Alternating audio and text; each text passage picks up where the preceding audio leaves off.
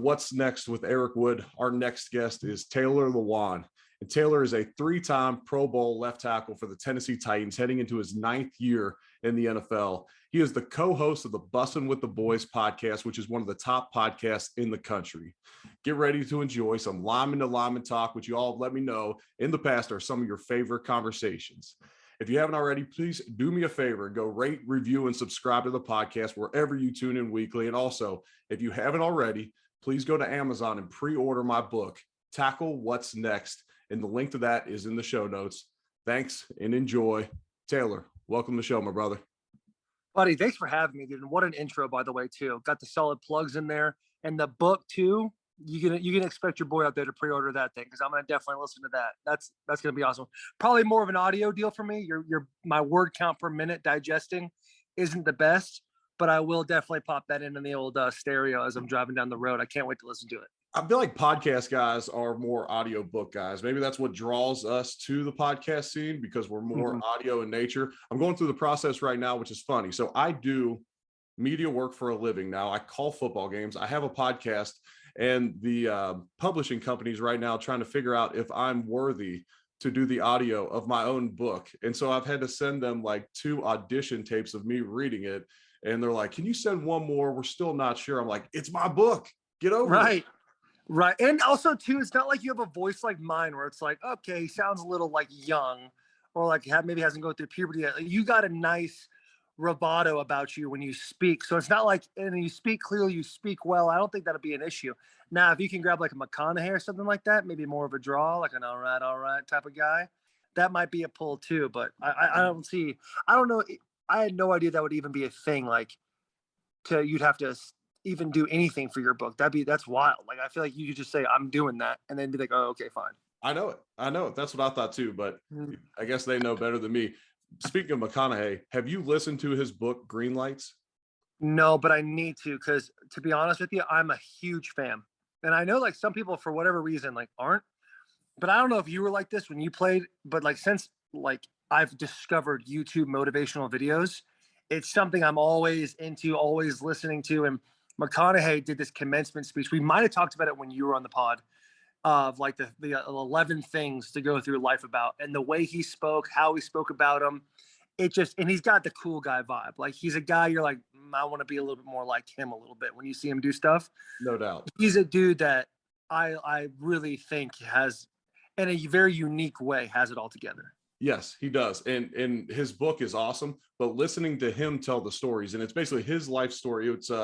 It's like a series of journal entries that he did that he compiled into a book. So it's him reading essentially journal entries, and it's pretty awesome. And he narrates it perfectly, but I don't think it's worth his time to do the audiobook for Tackle What's Next. But if it isn't me, that would be my first choice as well. But yeah, he would be a solid one. Let's switch gears a little bit. All right. So you're heading into year 10 in the NFL, or year 9? Year 9. Year 9. What's your mindset like heading into training camp year 9? Well, based on how the last couple of years gone for my career, my whole mindset is like, take back what's mine type of mentality. And it's been, you have an ACL. Even a year before that, I had a PED, which kind of now is just, it doesn't really affect me as much anymore. The only thing that affected me was statistically individual awards I wasn't allowed to get. But I had a good year in 2019. I was really proud of that year. We went to the AFC Championship. The boys played really well. And then 2020 hit, and the season was going great. And then tore my ACL week 5, or maybe it was week 5, because we played week 6 against the Steelers and lost that. We were 5-0. So we played that. That's when we played your Bills, actually, on like a Tuesday night game.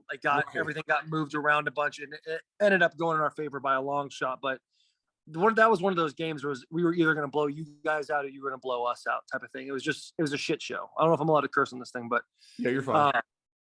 It just didn't. I tore my ACL, and I was like, had this like itch, and I was so fired to get back where I really got to camp, and I was like so burnt out of every single day.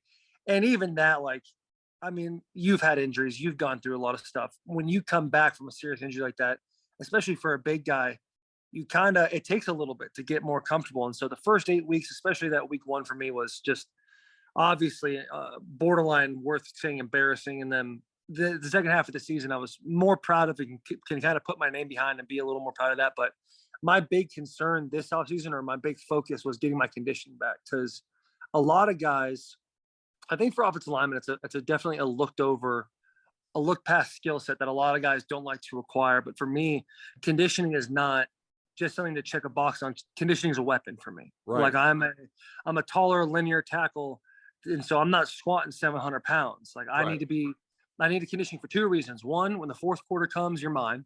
Yep. And also, this mouth is running all day. And I know we talked about your boy Jerry Hughes out there, and you actually told me some things about him I didn't know. I didn't know he like got rattled by me, which to me is the greatest compliment in the world, because I've always had this thought of if my conditioning is better than everybody else's, then I can talk however I want to talk to the individual I'm playing against. And they're more focused on hurting me or coming at me than they actually are at the quarterback. And it becomes them just, sometimes they don't even focus on the game anymore. Now it's like, how do I mess up Lewan? And that's exactly where I want you to be. Yep. So conditioning and going into the season, like, it's hot down here, boss. I mean, it's about 100 outside, and that humidity kicks it up however many degrees. It's like cutting through it when you walk out. So the conditioning has definitely been a big thing of mine that I've always kind of prided myself in. So I'm very excited for this season. Excited for that week 1, real excited for week 2, and definitely excited for week 3. It's going to be a good little start to the season.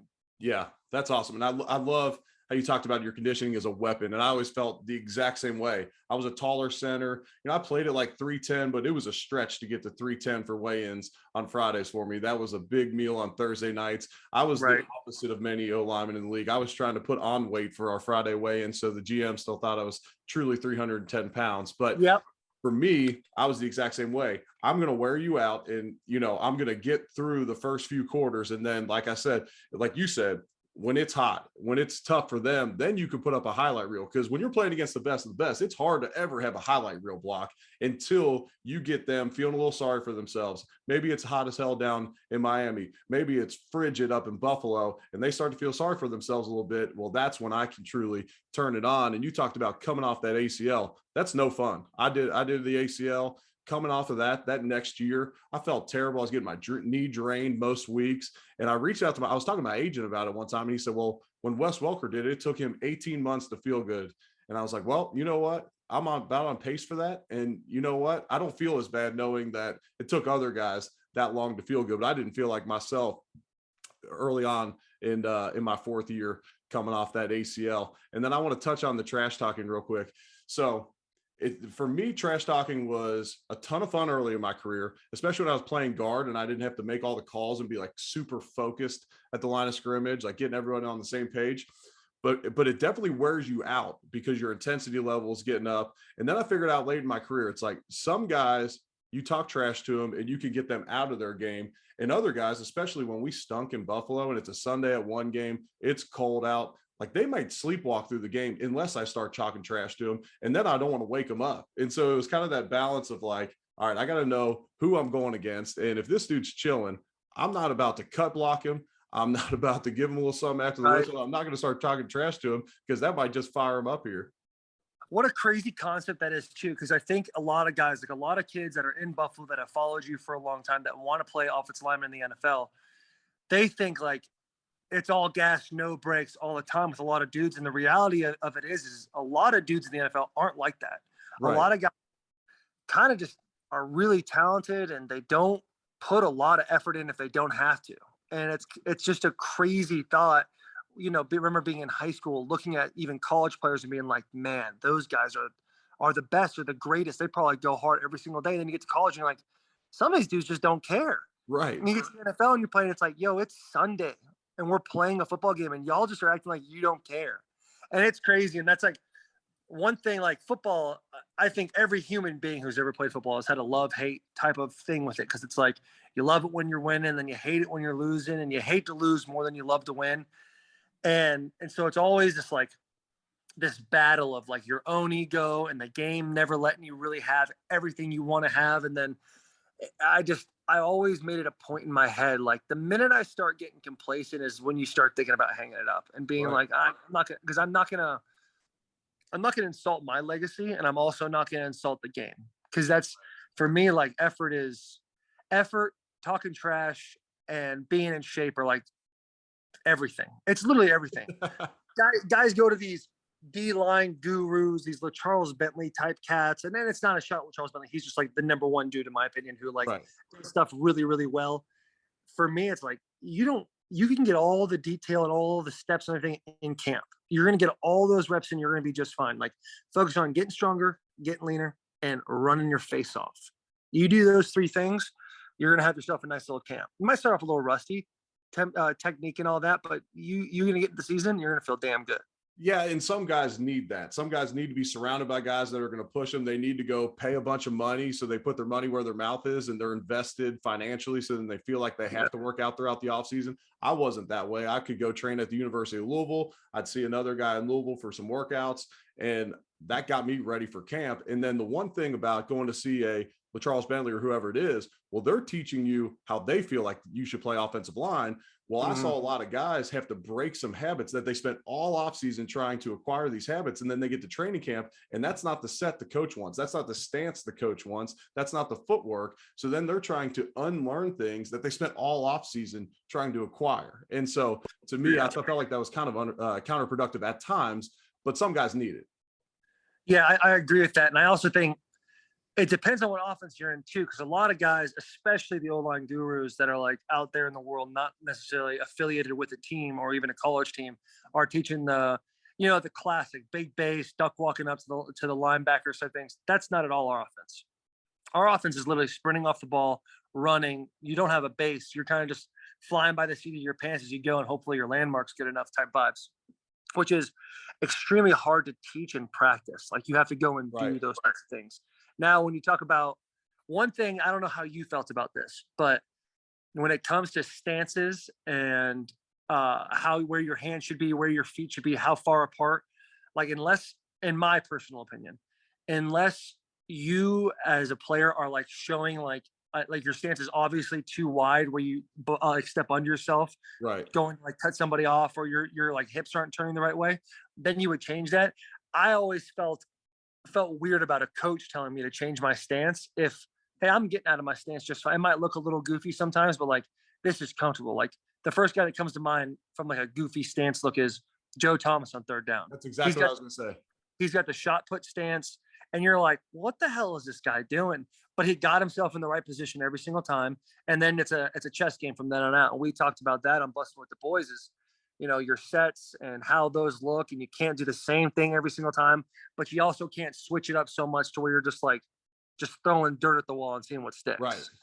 Yeah. You have to have something that you always fall back on. And for my stance, I was constantly, and you probably couldn't even tell on film, but I was always playing with it a little bit. I might play with where my offhand is. Do I have it a little bit further forward so I can get it up there quicker, or back further so I got a little bit more pop on it? And then you watch guys and you try and take little pieces of people's games, and you might say, hey, Alex Mack is so good at gaining ground. Well, he's got this narrow stance. Maybe I should try that. Well, the Pouncies are so quick and so fast. Their feet are wider. Maybe I should try that out. And I would goof around, but ultimately, everybody's built differently, and you got to figure out what's going to allow you to be successful. But I know exactly what you're talking about, because when you said coaches will tell you to do a different stance, I'm like, this guy's moving good. Don't mess with him. Like, let him do that. Now, the one thing I did hate, and third and long is one thing. Do whatever you got to do, especially if you're a left tackle. You got the hardest job. But when guys would give away the run or the pass based upon their stance every time, I'm like, I know you think you're putting yourself in a better position, but you just screwed me, because now this nose guard is teeing off on me because he knows it's a pass and we have play action here. And I was going to just double under him and grab him and hold on to him and get out of this play easy. Well, now he's teeing off on me because you just screwed me over with your stance. Yeah, there's nothing worse than when you're doing a play action and you hear the defensive line go bird, bird, or green, green, or whatever their calls are that are telling everybody else, hey, it's a pass. We're going. You're like, you're cursing whoever it is out that is in their stance, leaning back or doing whatever. Especially when they call out pullers now. If you run like stutters or pops or like your classic power schemes, and your guards pulling and they're like, one of the linebackers like, oh, this guy's pulling. Right. That ain't me, because if it's my left guard pulling, I'm just hinging. Like, life's easy. But for everybody else, especially the center, that's a lot harder when that knows that the power's going the opposite way, and he starts playing over the top. It kills plays every single time. Yeah. So that's a big thing with offensive line, man. Those five guys, you gotta guys got to know the strengths and weaknesses of each other and be able to help play into it. And so you can help guys in certain situations and get guys to help you in some situations as well.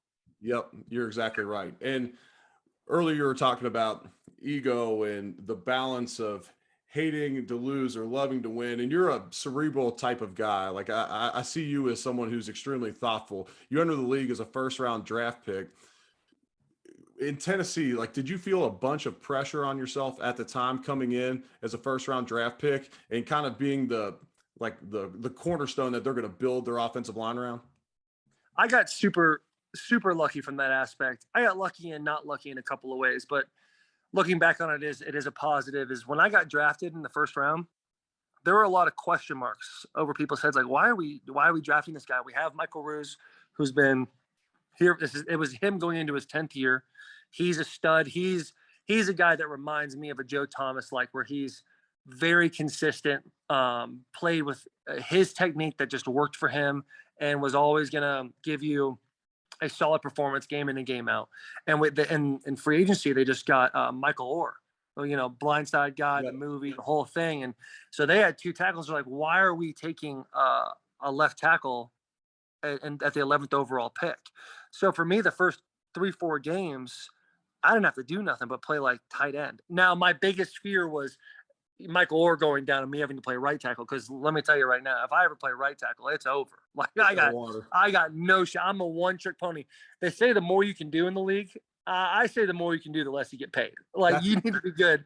Be great at one thing. I say that all the time on this podcast. And, we get people from all different walks of life on this podcast, and we're just trying to learn from anybody. But I tell people all the time, my favorite saying in the NFL, one of my favorite sayings in the NFL was, the more you can do, the longer you'll play and the less you'll get paid.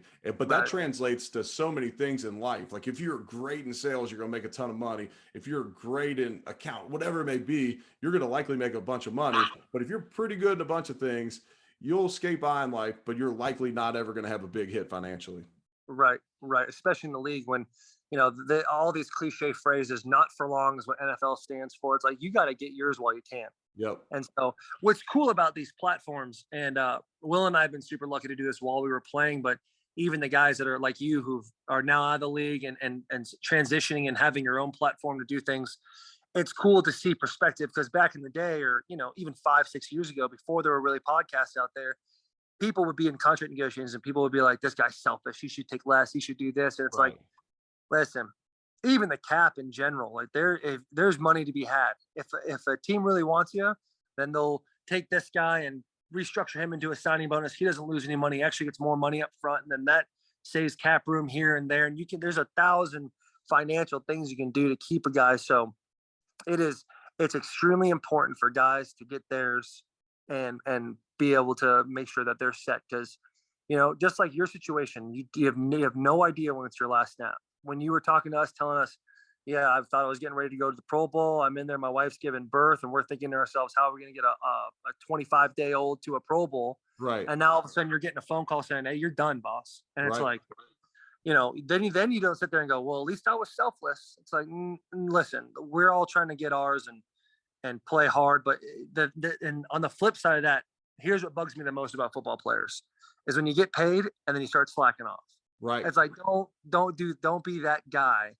That's just the truest epitome of being a selfish person. Right. If you've got it and you get paid and then you let a little off the gas, it's like, come on, dude, you're better than that.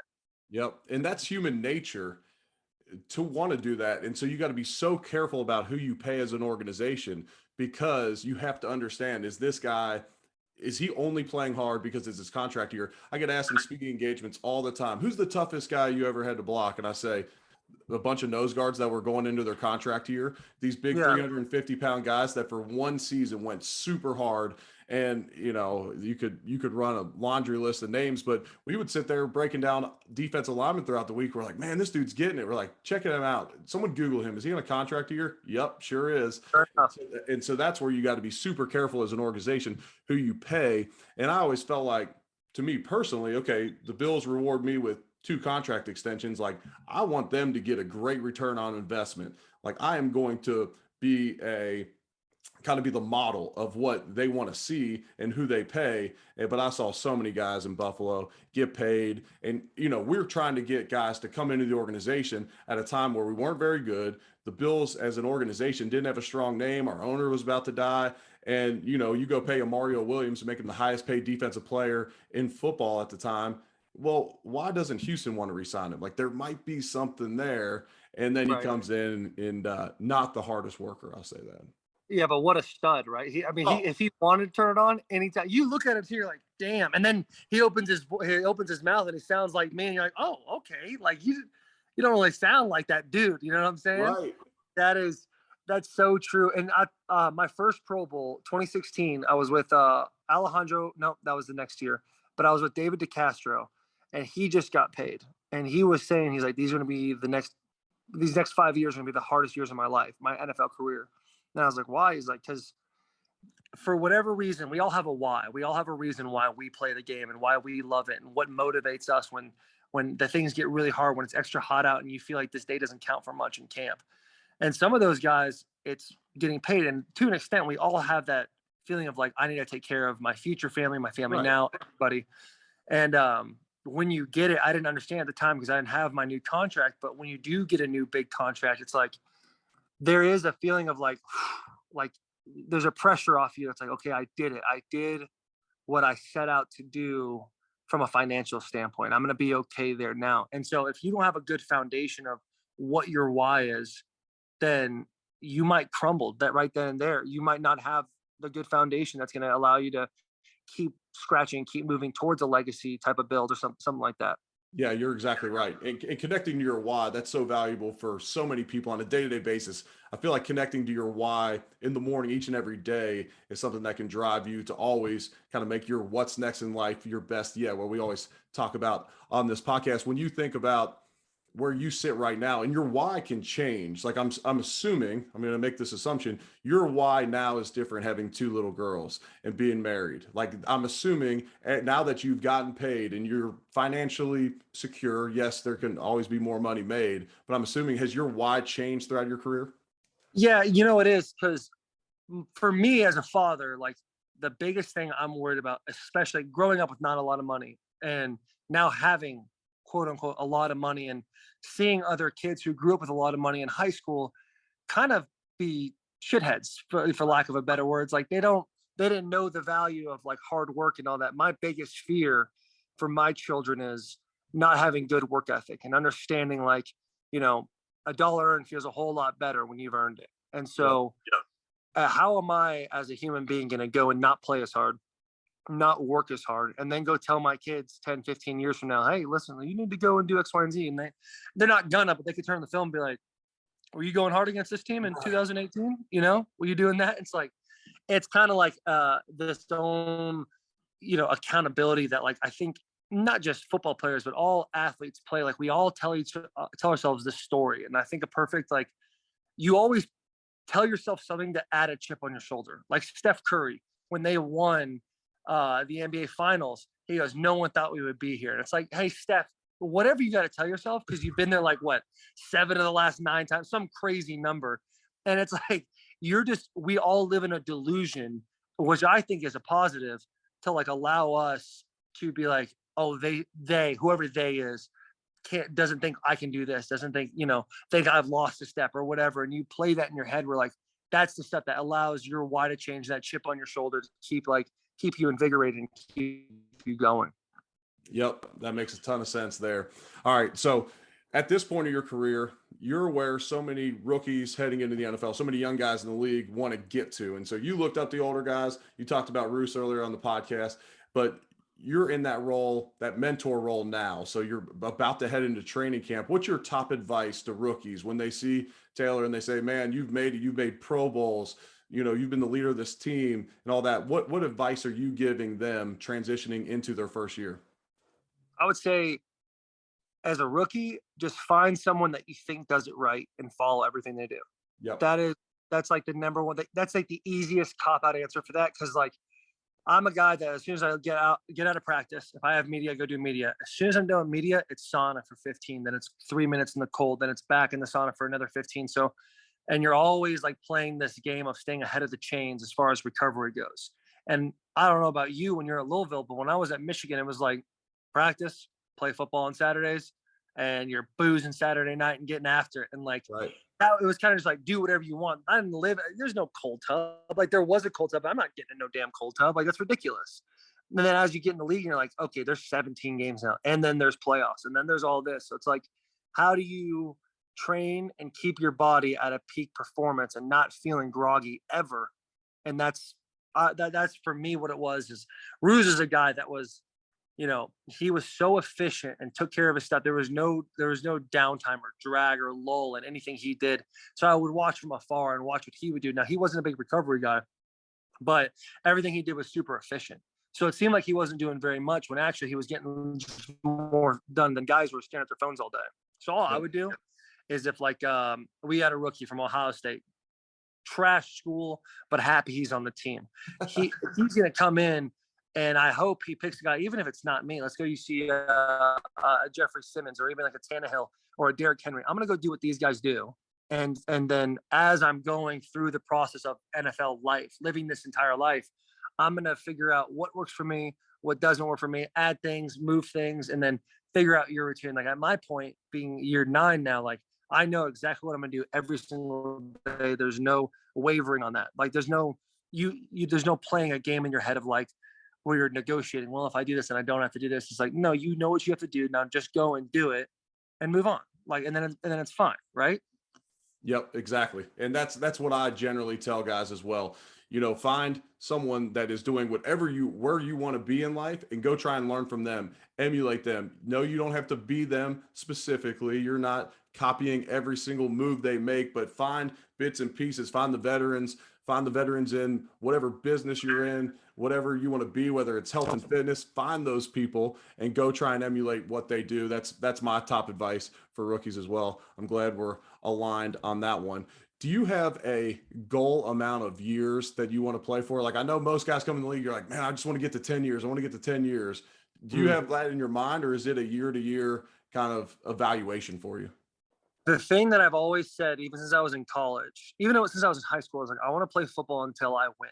And that's not like, that wasn't referring to a Lombardi trophy. From an individual standpoint, it's like, I want to play this game to where when I leave, there's no remorse. It's like I gave it my all, and I know that I'm proud of what I did in my career. Now, guys look at my career and especially in the locker room, and I got a lot of respect in that locker room, and I've done a lot of things, not only on the field, but off the field, that I'm really, really proud of, and helping myself immerse into the city of Nashville. But there's still unfinished business for me where I need to feel like I've won. Like I individually have taken the game, got the most out of it I possibly could, gave a little bit back when I could. And then when you walk away, you feel great. There's no number. And I think that's the thing that people do naturally. Like when people are 18, it's like, what are you going to do? It's like, well, I want to be married by 23 and I want to have 2 kids by 27. And I want to have, this job by 30. It's like, you're just setting yourself up for failure because you have no idea what is actually going to happen. Like, and I brought you up before, but like, you didn't know what was going to happen to you. Right. You had a hell of a career. Maybe it was some meat in the bone you still wanted. Maybe you walked away and you felt fine about it. If you say, I'm going to play this amount of years, let's say I say I want to play 10 and this is my last year. It's like, am I a failure then? It's like, no, the only failure that there is with football is if you didn't give it your best shot. If you just sat there and didn't give 100% to whatever it is you're doing, and then it doesn't go your way, it's like, then you have no one to blame but yourself. But if you give 100% and things still don't go your way, listen, boss, it's life. It's just how it works sometimes. Sometimes you get the short end of the stick and you move on, but you don't have to hang your head, which is amazing. And that for me is like everything. Everything is, if I put everything I possibly can, then there's no disappointment at the end of the day. Numbers are just numbers at this point. Like when you get to 9, it's like, you've done it, Yeah. And there is a nice little tone to 10 that everyone likes. You get them double digits. That probably feels fantastic. But there's guys that you and I both know that played 15 years that probably we're going to look back in a few years and go, I wish I didn't do X, Y, and Z. I wish I would have handled this differently and stuff like that. Yeah, no doubt about it. And one thing you can always control is your effort and putting everything you can into it. And that makes transitioning out of the league much easier for guys. I feel like the guys that struggle the most in transition are the guys that look back on their career and say, man, there was so much more money on the table if I would have done this, or man, I could have set up a bigger platform for myself if I had played better, if I had done this and that. So just giving it your all each and every day makes that transition out easier. I read this recently. So I always at least wanted to play 10 years, but I would have probably played till the wheels fell off just because I absolutely loved playing ball. But I read where there's only been 10,000 players, or maybe there's only been 1,000 players in NFL history that have played 9 years in the NFL. And it wasn't like I was researching guys that have played 9 years, but it gave me like, man, 1 in 1,000 of all time got to play 9 years. So as I sit there like, dang, I can't believe I didn't get to 10, which it's funny. I got my NFL benefits package the other day and they actually gave me a credit for the 10th season. So maybe I'll start telling people I was a 10 Oh, year. nice. I know. It doesn't really like move the needle or anything financially, but I saw it on there. Well, the Bills kept me on the roster until the start of the league year because as soon as they cut me, the cap hit was going to hit immediately for my injury guarantee. And so they kept me on through the start of the league year. And so because of that, I guess they gave me credit for that 10th season. I was technically injured during that 10th season. Anyways, yeah, but it gave me some like a little bit of pride, and not that I needed it, but reading that was like kind of cool. Like, holy smokes, only 1,000 dudes all time. But even with that, if I would have cheated the game, if I would have felt like, man, yeah, the game got taken from me, but I really didn't try that hard years 4, 5, and 6. Like if I would have sat back, if I sat back and said that, it'd been really hard for me to transition out of the NFL. Mm-hmm. All right, let's transition a little bit here. We're going to get into some current Titans league talk, and then I want to talk to you a little bit about your podcast at the end. So when you're heading into year 9, you guys were the #1 seed in the AFC last year, heading into the playoffs. Like, where's your mindset as a team for the Titans right now? Is it we gotta go win a ring? I think that should be everybody's Right. foundational piece when you're walking into camp. That should be absolutely like you want to taste the greatest possible achievement you can have as a team in the NFL, and that is winning a ring. For us, it's a long season, so it's, hey, let's get ready and win week 1. Let's get ready and take care of business in week 1. Then we go to a very hostile environment week 2. Let's go win that one. And so it's going to be a long season. There's a lot of studs out there, especially for me. I'm playing a lot of studs this year as far as the D line goes. Right. And so, are you guys playing the AFC West? Yes. Yeah, play them studs out there, Bob. And it's for us getting to that #1 seed and losing the way we did against the Bengals was, when I saw them play the next week against Kansas City, and they're going back and forth, and they're getting donkeyed at one point. In my head, I'm like, good. I knew we could have beat the Bengals. That's what it is. And then the Bengals come back, and I'm like, this is. So in my head, we could have gone to the AFC Championship, and then they win the AFC Championship. It's like, oh my God, like we could have really done that too. And then they're at the Super Bowl. Like in my opinion, you win that game against the Bengals, which obviously not our best showing on offense. It was not great at all. Like I said, the game you play in your head of we could have done X, Y, and Z. So you keep that with you for the next 6 months. I know guys like Derrick Henry who are still mad about that game, still angry. And so there's a lot of stuff in the Titans locker room to be motivated for right now, individually, from a team standpoint. And so we have high expectations for ourselves, but it doesn't mean anything. Like where we are preseason, where everyone is preseason, doesn't mean nothing. Like you got to go and do it. So first week's against the Giants, and we need to go take care of business. It just is what it is. Yeah, and then you come to Buffalo week 2, and that's going to be a fun atmosphere. And this Bills-Titans kind of rivalry over the last few years, like it's been intense, and those games have been good. I mean, you all in the COVID year, you all smoked the Bills at home. last year was back and forth. One of the best games of the season last year, and you all take it on Monday Night Football down in Nashville. We got Monday Night Football this year, so it's been in a major spotlight way too as well. So that's going to be a bunch of fun. And when you look at the AFC is absolutely loaded. Like everyone kept saying, like, where's Aaron Rodgers going to end up? And he ends up back in Green Bay. But I was like, I know where he's not going at 40 years old. He's not going to the AFC to compete with all these young bucks at quarterback to try and go chase another ring.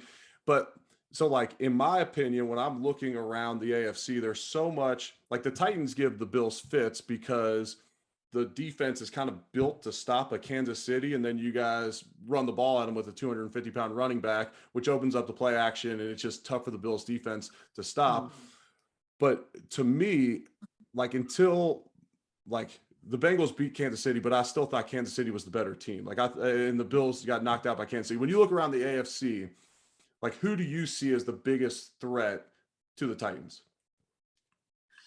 Well, I think you look at the teams that are in it every single year, and that's the Bills, that's Kansas City. That whole AFC West is a threat. The entire AFC West, you look at it, and they're a massive threat. I think even in our division, people hate on it, like Matty Ice going to Indianapolis. The Colts and the Titans are built the same exact way. Frank Wright is a hell of a head coach. Yep. They got a good offensive line. Their defense plays sound, good football with a linebacker with a nickname Maniac, like, who lives up to it every single week. Those guys are studs, and I feel like they've not gotten their flowers enough because of our successes and how it's kind of gone between the two of us the last couple of years. But they're a great football team, and it could have gone either way.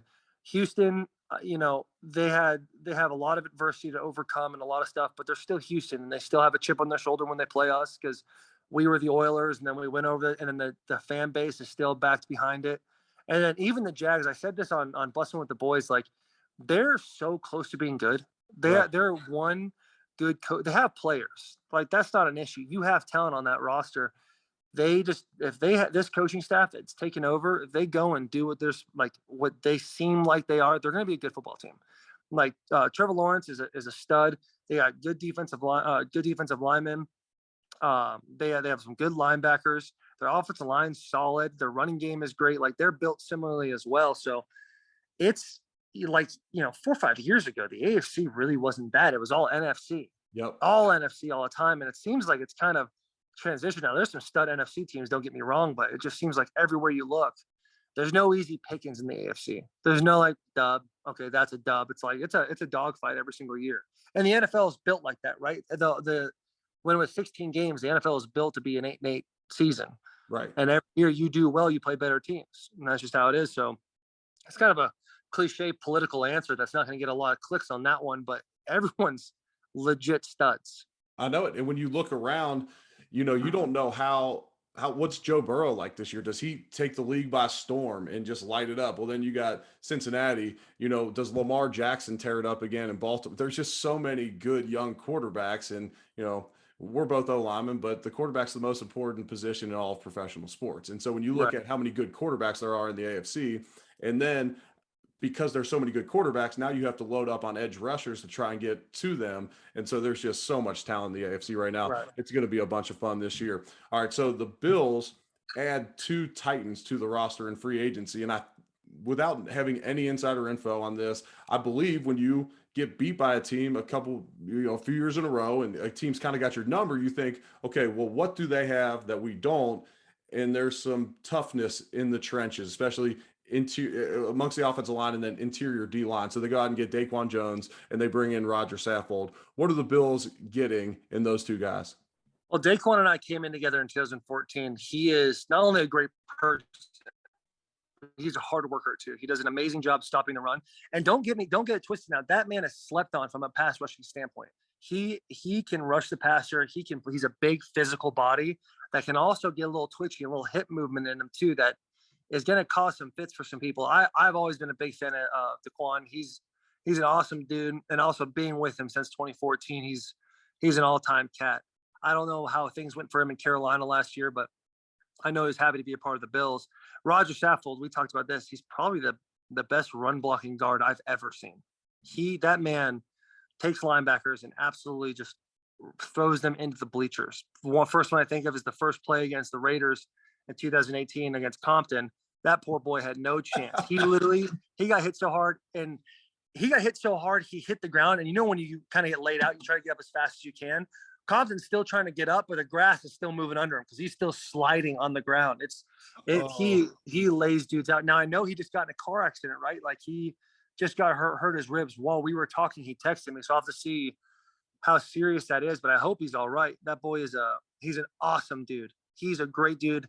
The whole room's gonna love him. Him and Dion are gonna be a nice little duo on the left side. You guys have a lot to look forward there. And I hate that he's gone, but I'm happy he got paid and got more money. So he's gonna do well. The Bills are a team, man. They're absolute studs. And your boy Josh, he's also on the pod. I'm a big fan of his. He's a hell of a quarterback. A hell of a quarterback. I know he's a hell of a quarterback. He's a hell of a competitor. He's a great dude. I listened to that episode on your podcast, Bussin With the Boys, and it was fun listening to him chop it up with you guys. There was a little Bills Mafia takeover on the podcast that week with me and Josh Allen coming out on the podcast at the same time. But yeah, all right, so let's transition to the podcast for a minute. And we talked about you kind of catching some crap, especially early on doing the podcast. We talked about that on your podcast. Everyone go check that out, and you can kind of hear us talk about as a current player, what the challenges are of having a podcast, and people thinking, oh, Taylor's devoting this much time to it. Maybe that's why he gave up a sack, or maybe that's why he got a holding penalty. Far from the truth, but you can go listen to that there. I want to know, who's a guest that you guys had on the bus that you were the most, let's say, starstruck by? Oh man, I don't know. Pat McAfee came on. Now I'm not starstruck by Pat, but I think the way he went about things and did it, and how he's just taking the world by storm right now is admirable and beautiful. It's just like he is just winning the game of life, which is unbelievable. It's like the way his strategy and how he's done stuff. But the biggest name we've probably had on, besides yourself, has to be Bert Kreischer. I think Kreischer came on, and I'm a huge fan of comedy. I grew up watching SNL, grew up watching stand-up comedy and stuff like that. The Blue Collar Comedy Tour, when they started going with Foxworthy and Ron White, later the Cable Guy, Billy Engvall. And so immersing ourselves in that world of comedy, because everybody who's a comic has a podcast now. So Schaub's been on, and a bunch of dudes have been on. Callan's been on, and it's cool to see a different world, because the longer you live on this earth, the more you realize how many more things you can do. There's so many more opportunities and lives that you can possibly live. That is just cool. And so Kreischer came on, and I think I had about 30 words total in that thing. That man can talk like nobody else. He was telling crazy stories and unreal. His energy is so vibrant and beautiful, and it was just a beautiful thing to be a part of, watching this man like take you through a journey. And like as he's telling you these stories, like you can literally see the picture in your head, and it's awesome. And that podcast has been, I think Will would say the same thing, bigger than we've ever thought it was going to be. It's become this thing where I'm in Canada for a month with my wife, and Canada's it's slower moving up there. It's a great time. It's beautiful. But I'm going into a restaurant, and people are like, Bussin With the Boys, like they're about it. And you see people wearing Titans hats in Kelowna. And it's like, this is just wild. People are fans. But they got put on because of this podcast. And now they watch me playing football, which is it's just awesome. And I think it was just the perfect storm of stuff, like when we did it, how we did it, and the uniqueness of it being on this old 74 Bluebird that just happened to fall into our lap. And it's been just an outstanding ride, dude. It's been awesome. And I think there's going to be, through the years, I think that thing's got a lot of potential that I'm excited to see where it goes. Oh, it's got monster potential. It's got monster potential, and it's already one of the top podcasts out there. I saw you guys were #1 for, even if it was a daily or week, but #1 in sports. Like, that is huge to pass up. Pardon My Take any day of the week. If you could pass up Pardon My Take, like, that is a monster podcast. So I'm proud of what you guys built. I love the Pat McAfee episode. My favorite takeaways on that, and like, I learned a lot from listening to that, because as I transitioned into media and podcasts, and look, I don't want to do 3 to 4 hours a day of media work. Like, that's not what I want to do. And that's what he's doing currently. And that's how you go get a $30 million a year deal from FanDuel, by putting out that much content. But listening to how he works and how he strategized the entire deal, and, he'll do wrestling, which adds to his platform, which brings more views back to his podcast, and you turn on Mad Dog Sports and it's Pat McAfee show throughout the day. So what he's built is absolutely incredible. It was awesome hearing him talk about his work ethic and how much edge he has about walking away from the game and everyone saying how stupid he was because he could kick a football for $2 million a year, and to see what he built and that edge that he brings with him was fascinating. And then the Bert Kreischer one was hilarious. One, two, he tells that story, The Machine, and that's one of my favorite comedy skits of all time. Like, laugh out loud funny. And he's in Buffalo in mid-October, and he's doing a show the night before a Bills game. So I'm going to hit it. I'm going to try and get him on the podcast prior to kind of build up that show, make sure it gets sold out and all that. So going to try and make that connection. But we talked. So those were kind of guests that blew you away.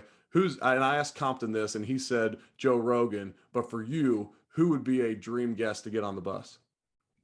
Man, Joe Rogan is obviously the tops of top because of the audience he brings. And I love the man's insight. I'm not going to get political by any means, but he does, in my opinion, does an incredible job of playing both sides of the fence and really getting information rather than just trying to push an agenda, which I think is very cool of him. And I really like what he does and him just building and growing. He's the biggest podcast in the world, and that's unbelievable.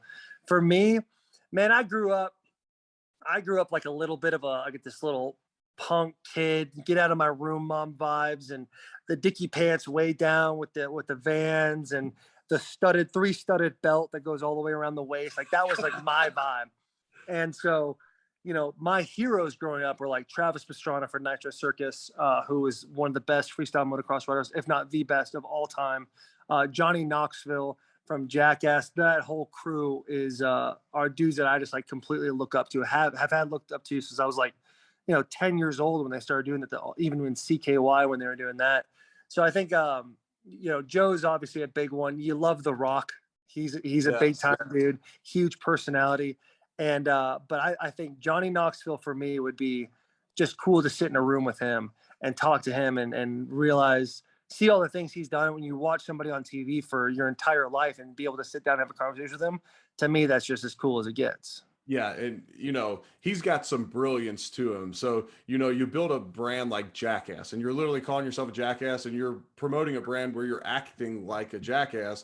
But then to build a brand like that and to understand everything, build that team around him, like, he's got some brilliance to him. Like, that reminds me of like a lot of the Barstool group that, like, they're funny, they goof around, they do memes and all this. But like, you sit down with Portnoy and Big Cat and PFT, like I have at Super Bowl parties, and you'd think they'd be these big drunk idiots, and they're like super insightful. They're super generous. They'll make connect. They're just great. They're smart people. That's how you build a brand like that and build a business model like that. All right, here we go. We got a few recurring questions, and we'll get you out of here. You mentioned earlier you're not a reader, but do you have a favorite book? So what I was going to say when we were talking about the audiobook is like one of my deficiencies as a human is I'm not a great reader. Like, I can, I'm not like fourth grade level, but we're pretty dang close. So for me, like, making an effort to read is really a big deal. So I try to read a couple books every single year. And I actually read my first fiction novel this year. It was called Marker the Hunter. It's like this country western mystery novel that was like $10 at a bookstore. And I grabbed it. I'm like, we'll just see how it goes. So I started flipping through it. I didn't put the book down for a week. Finished the whole thing. It was an incredible story.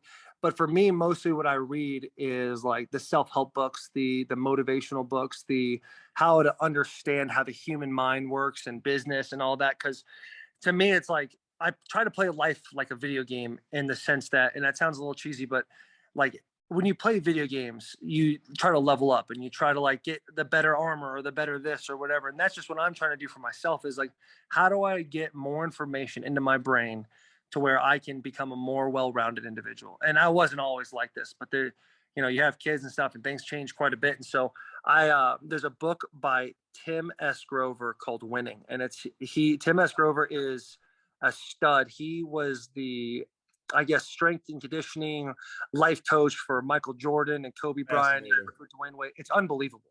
Now, the stuff he says in there, you're like, it's pretty intense. Yep. And it's kind of like all gas, no brakes on absolutely anything you do and not having anything distract you, which is the world we live in now. It's impossible not to be distracted. But listening to him, listening to how Michael operated, how Kobe operated, it's just, that's probably the book that like wowed me the most so far. I've read another book called Ego is the Enemy by Ryan Holiday. That's an incredible book. How like, there's stuff in that book where if you delete the ego, you're able to go through life on more of like just handling things as they come, instead of like being emotionally involved with absolutely everything that comes to you, which is a huge thing that I definitely needed as well. And then there's another book called Unlocking Superman, which has everything to do with like the flow state and how these athletes or these rock climbers who are free climbing these giant mountains, and then one little mix up, they're dead. And Travis Pastrana's in that book. There's a lot of guys, and even the traditional sports, football, basketball, hockey, soccer, that type of thing, baseball, how people get into flow state. Now, when you're so worried about not messing up or you have to do well, you're not in the flow state. But when you're just playing and things are coming to you and you're handling them as they come, that is the most fun way, which I've been able to experience a few times playing, but it's a hard thing to see. So I've really enjoyed those books, and I try to make sure and read as much as possible.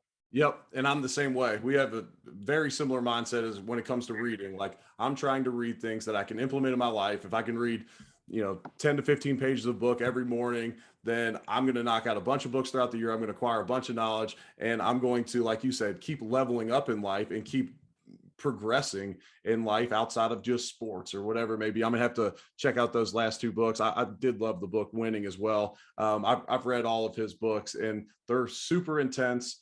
And you get done reading it, you're like, am I cheating myself because I don't wake up at 3:30 in the morning and Right. Yes. and do this and that? But it's good to have that in you, like to understand what made Michael Jordan, what made Kobe Bryant. And not to get off subject, but Kobe Bryant to me is a guy, and I hate even admitting this, but I appreciate him and his game and his mindset and work ethic so much more after he passed than even prior, because I just dug into it all so much after. And I wish I appreciated more when he was playing. I just didn't understand all that he brought to the table each and every day. And it's crazy how that kind of works, right? And because when people pass, there's no more, they can't give you any more. They might have had stuff, his legacy will live on forever. And he did have an incredible life. But when people leave, it definitely makes you think more about them and kind of look more into what they did. If he was still alive now, he won an Emmy, I believe, for Thank You Basketball, or there was a documentary, something about basketball that was incredible, and he was gonna take the world by storm, doing more and more and more. But just the things he did in basketball were incredible, absolutely incredible. And it's cool because in that book Winning, how they talk about how Michael knew when enough was enough, when Kobe really never did. Like, it was always like more is better type vibes. And so yeah, I'm the same way as you. I don't think I appreciated Kobe as much until he was off this earth. Interesting story about Kobe. I've told this in the pod, I think, but my wife and I, for Valentine's Day, we're staying in Encinitas, California. It's one of my favorite places in the States. I love going to Encinitas, go down there, stay on the bluff, go surfing, or try to surf at least, and just kind of live like a beach bum for a little bit while you're training.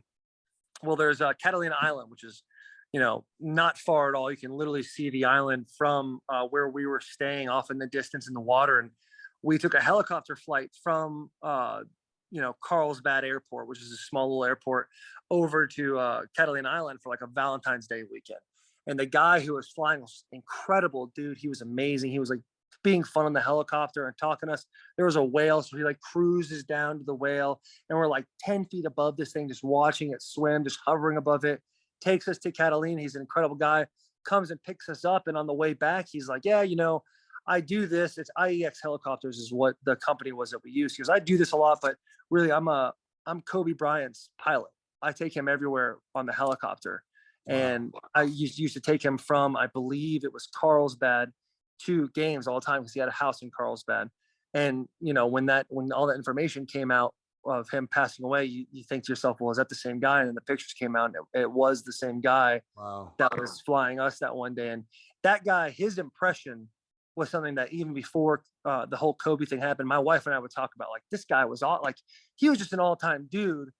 And he gave us a 25-minute flight there and back on 2 separate days. And it was just, he left an impression. And it's just sad to see people like that, pass away and live a shorter life than you expect them to. Yep. But as a pilot, as a helicopter pilot, he was impacting so many lives.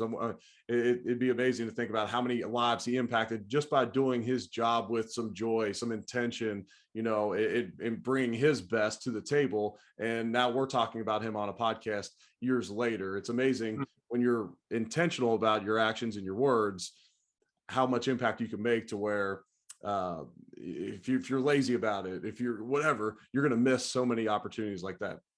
What's your Absolutely. what's your favorite restaurant in Nashville? Oh, that's a good one, dude. If your boy's trying to get a steak, there's a bunch of steakhouses in Nashville now, but I like going to Jeff Ruby's, and I know there's about 4 or 5 of those in the States. There's one, I think it started in Cincinnati. There's one in New York and stuff like that. But you go there, you get the Wagyu steak. You want to spend a little too much money, it's like $20 an ounce for the steak, and I get 4 ounces because I like to get the appies, the crab legs, and all that. But my wife gets 6 ounces, and this thing is like butter when you cut it. You literally eat it with a fork. It's that good. So if I'm getting a steak, that's probably my number one spot. But from there's one place in East Nashville, it's called 210 Jack. They do like ramen bowls and stuff, but they have like these little little small appetizers that come out like 3 at a time. And they have like these shishito, these Wagyu stuffed shishito. I guess I'm a big Wagyu guy, it sounds like. These Wagyu stuffed shishito peppers. Bro, they are so fire. And they don't take reservations. You just got to walk in and hope for the best. And there's always a line out the door. 210 Jack's unreal. And then another one is Sunda. It's in the Gulch. It's a good little sushi spot. It's great. And we order food from there all the time. So those are my main 3 spots. I don't go out a lot anymore. I used to, trust me, my first couple of years in the league now, I try to take the world by storm over here. I was down on Broadway with the street rats out there trying to get down. And but now you got kids and stuff like that. It's like, man, I'll go out too much more. It's just, this is the coolest city. And I think anybody who plays football and plays here, this is the best city to play in as far as like location, stuff to do, place to live, raise a family. Was that taxes? Yeah, taxes. You can't beat the taxes now. So it's great. I love Nashville. It's unreal. Yeah, Nashville's incredible. We try and get down there as much as we can. We're only 2.5, 3 hours in Louisville, so we get down to Nashville a good amount. You're talking about Jeff Ruby's. You got to check out the episode. I've had Jeff on the podcast, and you got to listen to his episode. He's fascinating, like telling stories. Like his mom owned a diner when he was growing up, but he was the kitchen manager for when he was like 9 years old on. And he told a story about when he was 11 years old, he was in class and he had to go. He was like, it was just weighing on me. I had to go fire this dude. So I go out to a payphone in school at 11 years old and fired a guy at the restaurant and then went back to class. I mean, he is a trip. But I grew up in Cincinnati and I never got to go to Jeff Ruby's as a kid. And so the first time, so I grew up in Cincinnati where the Jeff Ruby's were started, but I never got to go. And the first time I ever went, we got one in Louisville. And when I signed with my agent, he took me to Jeff Ruby's and I was like, I freaking made it. Like that was like so vindicating. Like I'm at Jeff Ruby's now, and now we go to Jeff Ruby's and just eat sushi sometimes. But that being said, Jeff Ruby's always has like a soft spot in my heart being from Cincinnati. And that's when we came down to the Bussin With the Boys and I was on my 10-year anniversary trip, because a lot of guys go to Nashville and appear on a podcast on their 10-year anniversary. But there you go. But we hit the Jeff Ruby's down there the night before that. The thing about Jeff, dude, that is awesome. We used to do O-line dinners. We'd always start at Jeff Ruby's. That'd be like week 1 because we'd set the bar for like a price. And the way the O-line dinners work is, let's say the dinner is $6,000. So for the rest of the year, no matter where we went, if it didn't equal $6,000, the difference would be added to the pot for the O-line trip. So like in the middle of the year, we go to like Martin's Barbecue, fire barbecue out here. It's unbelievable. But the bill would be like $1,200. So then you're adding $4,800 to the pot the next day. And so you would take advantage of trying to get that good Vegas trip or wherever you want to go. Me personally, if I can get the boys to Cabo, I'm all about that. One thing about Jeff Ruby though, he came in one day during our O-line dinner and he was like walking around. He had the fedora like cocked to the side. He had the pinstripe suit on. He was Mr. Gangsta walking around, dude, like just a mafia type cat. Yep. And he walked over. He's like, how's the food? Is it pretty good? Starts talking, takes a fork. And we have some of that Jack Daniel's chocolate cake they have. And he takes a fork and takes some of the cake from a plate, random plate that was sitting in front of somebody. And he goes, that is pretty good. And like walked out and just like left in a cloud of dust. We're like, what just happened? Like, what a character that guy is. He He is. was unreal. Oh, that's hilarious and not surprising one bit at all. I got two questions on the O-line dinners. One, who would pay for the dinners? And then two, what was the best trip y'all took? So the O-line dinners we would do, I think it would go oldest to youngest. So like this year, Ben Jones is our oldest guy. He's year 12. So he would be the first guy to go. I think the second oldest is probably me now, and I would go second. So Ben would go, and we'd pay for that. And we just go down the ladder, boom, boom, boom, boom. And I know there's a lot of crazy stories about rookie dinners and all that. We don't try to kill our boys because unless they're, bad, they're not fun to be around. Like an Isaiah Right. Wilson, a kid we had a couple years ago drafted. Anytime you can take some money from that kid, you probably try to do it. But the rest of the kids, like Dylan Radins, who was a rookie last year, just a top-notch rookie, always had snacks, always had waters on the table for the boys. Like if the boys want a dip, he went and got dip, no problem. Like just a solid cat. So we didn't take advantage of him very much. And as far as trips goes, man, I've been on 4 now, and they've all been in Vegas. Which before, growing up in Arizona, it's a 4-hour drive to Vegas. Yeah. So it was really nothing. Like going to Vegas for me, it was like we'd be there for like hockey tournaments for my brother, and I never really liked Vegas. And then a couple of years ago, we went, and I was like, damn, this place is actually. It's not just like all the degenerate stuff you see people doing left and right. Like you can go to shows, grab a nice dinner.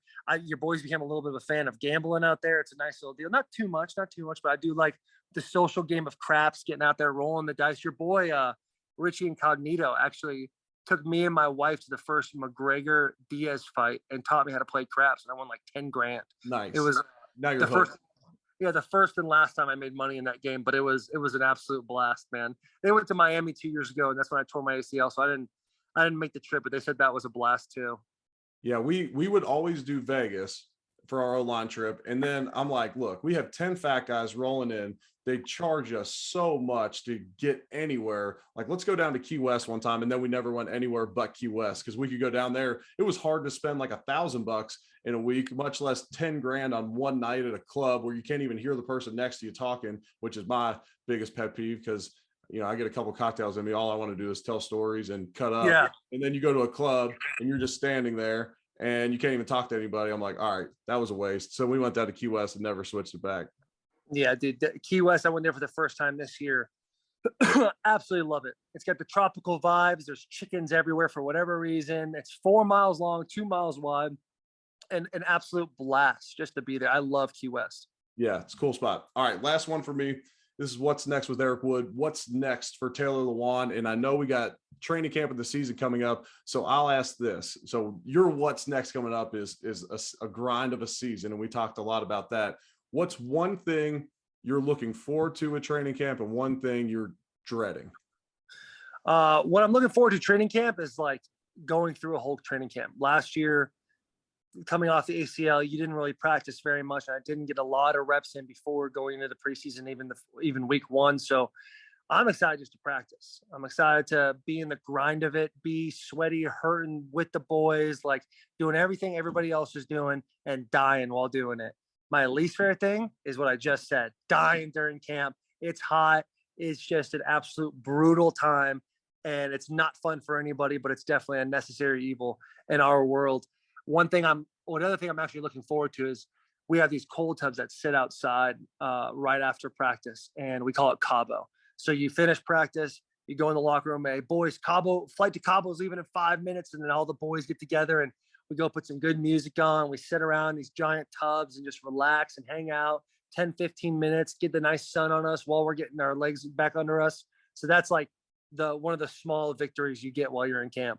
Oh, absolutely. I used to love those outside cold tubs after practice. It feels so good. You're refreshed. And then you're cutting up with everybody. And if you had a good practice, that's like as good as it gets. Like you're just sitting there like, man, I just did my job. I dominated today. Can't wait to watch the film later tonight in meetings. Like they're just going to be all over me about how good I did. But if you had a bad day, you're sitting there like, you're like, gosh, this day cannot end soon enough. I'm going to go get ripped tonight. Everyone's making fun of me sitting in the cold tubs about getting smoked at one-on-ones by some rookie or something. And then you're like, now I got to go to meetings tonight and hear about it again. I already got ripped at practice, and now I got to go to meetings tonight to hear about that. But yeah, those were fun times. No doubt. No doubt about it, dude. Hey, I can't thank you enough for your time coming on the podcast. Good luck this season. Stay healthy and go make another Pro Bowl. And I would say go win you a Lombardi trophy. But if it can't be the Bills, I'll be pulling for my brother. I hope so, brother. Thank you very much. And that's probably the best I could get out of you, huh? So I'll take that as a big W. Thank you Yeah, very much. I appreciate having me on, man. This is awesome. I love what you're doing, and I hope people come and watch this and live it and love it because this is a good time. absolutely. I appreciate you, brother. But I'll see you.